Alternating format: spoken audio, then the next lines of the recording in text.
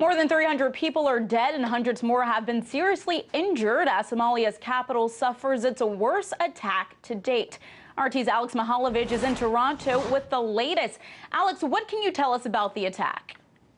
Well, this attack's not only bad for Somalia. Looking at globally, it's one of the worst attacks in recent years anywhere. We're talking about 300 people plus dead, 300 people plus injured. It happened, two trucks were involved. The first truck exploded at a busy intersection near a popular hotel. That's where most of the casualties occurred. And then a second truck exploded nearby, and other people obviously were hurt in that explosion as well. We learned that today about 70 people were airlifted to Turkey. They were in awful condition, and Turkey is now taking them in basically to see if they can help these individuals. As for hospitals in Somalia, they're saying that people burnt beyond recognition were brought into the hospitals. You could hear their families wailing in the hallways. The doctors were just absolutely overwhelmed, their eyes closing after having to treat these people day after day. Obviously, they're not staffed as much as they'd like to be.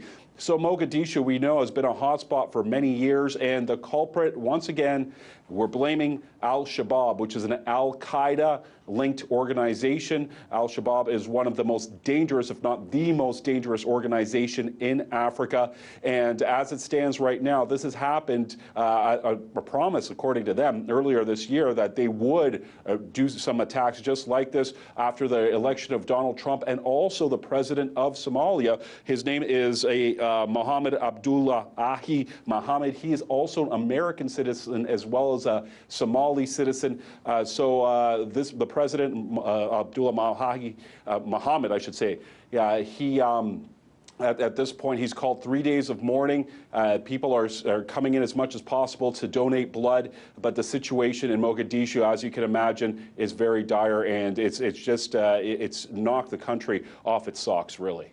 Alex, this is such sad news. If any, what kind of response can we expect from the Somalian government and its allies?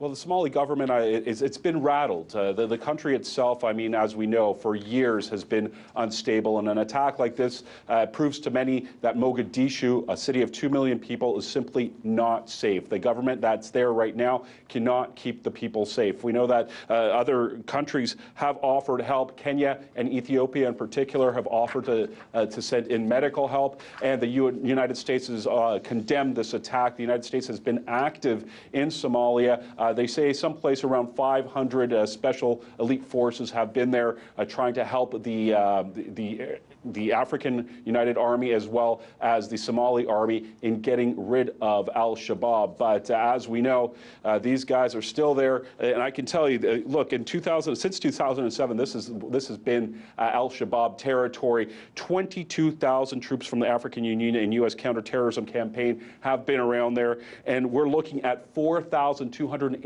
deaths at the hands of Al Shabaab in 2016. So obviously, this is one dangerous organization. Right now, we do not know how the U.S. is going to respond.